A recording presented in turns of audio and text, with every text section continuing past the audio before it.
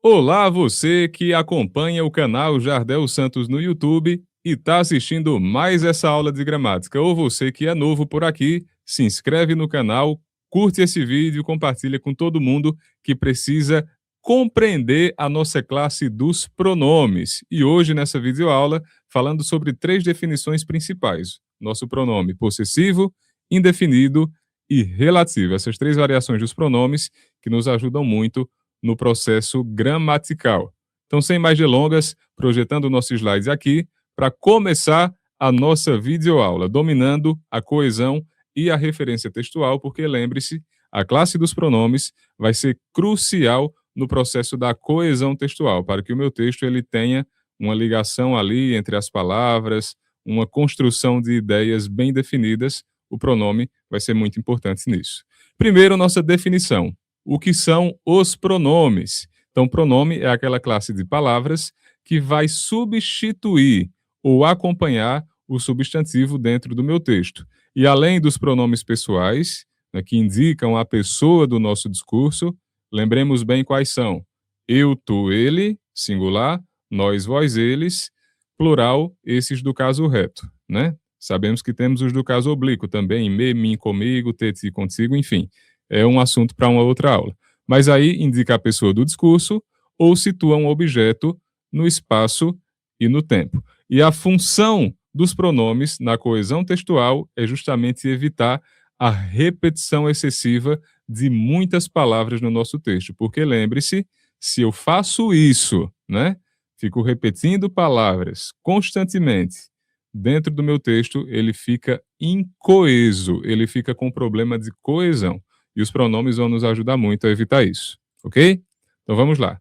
Uma reflexão inicial: o pronome é a ferramenta que dá movimento e clareza à nossa comunicação. Por isso, é tão importante essa classe de palavras.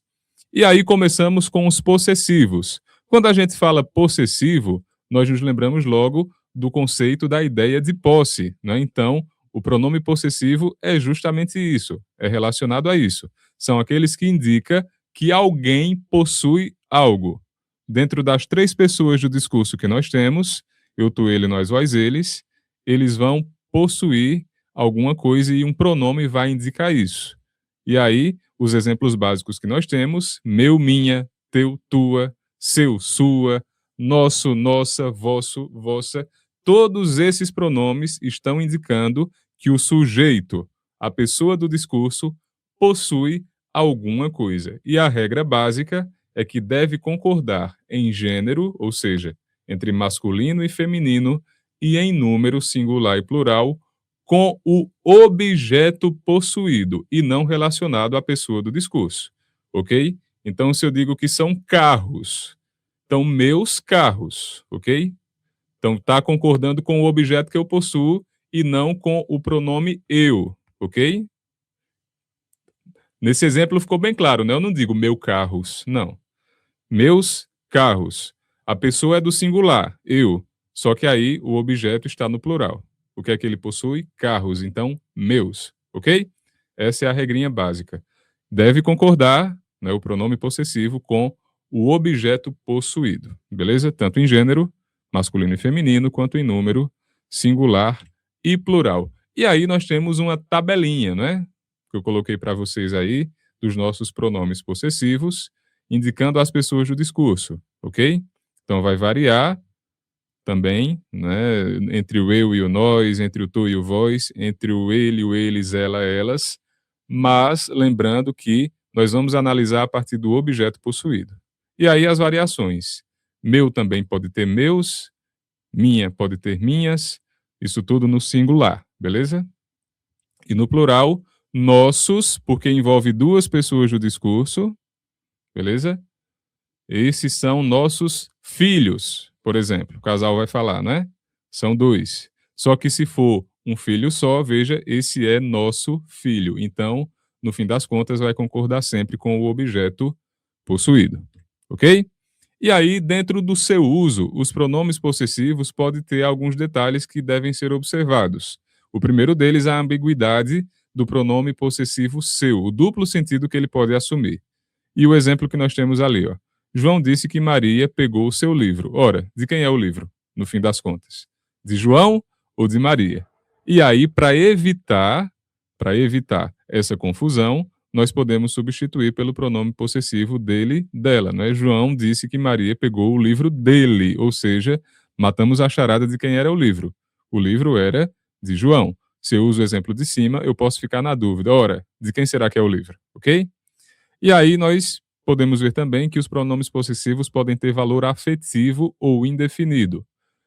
E o exemplo, minha senhora, por favor. Então, minha pessoaliza, né? Está ali demonstrando uma afetividade pela senhora. E no segundo exemplo, ele deve ter seus 40 anos. Seus, pronome possessivo, mas aí o termo deve deixa essa dúvida, né? Indefine um pouco aí, no fim das contas, o pronome.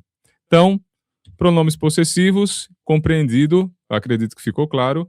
Vamos agora para os nossos pronomes indefinidos. Quando a gente fala de indefinição, de uma coisa que não foi definida, então isso aí já entrega bem o conceito dessa variação dos nossos pronomes. Vai se referir à terceira pessoa do discurso, ok? Ou seja, ele, ela ou vós, né? Só que de modo impreciso, de modo subjetivo. Quando nós nos encontrarmos com um pronome indefinido, vamos ficar em dúvida, né? Em dúvida em relação a algo, a quantidade, a quem realmente era que se referia o que a gente leu, ok? Então, os exemplos mais comuns. Alguém, né? Alguém me falou que aconteceu tal coisa. Ora, quem foi esse alguém? Não está deixando claro. É um pronome indefinido. Algo quebrou. Eu não estou dizendo o que foi que quebrou, né? Então, por isso também indefinido. Algum dia eu vou alcançar o meu objetivo. Eu não sei que dia é esse. Então, tudo isso que deixa em um tom de indefinição é um pronome indefinido. Ninguém, cada, nenhum, tudo, outrem, que é relacionado a outro, não é? Tudo, nada, qualquer, muito. Não existem números definidos, não existem dias definidos aqui, pessoas definidas. Então, por isso, esses pronomes, eles serão considerados indefinidos. E aí nós temos essas classificações, os variáveis, aqueles que vão variar em gênero e número para concordar com o substantivo ao qual se referem, algum, alguma, todo, toda, muito, muita, vário, vária, né? A gente imagina que isso aqui está errado, mas é assim mesmo, beleza? Também existe, né, o pronome indefinido vário e vária no singular, ok? A depender do contexto da nossa oração, é claro.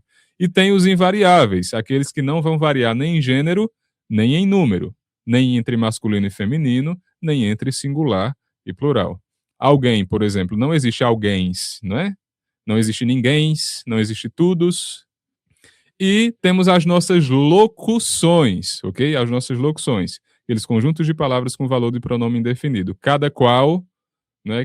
Quem quer que seja, ó, quem quer que é uma locução pronominal indefinida, ok?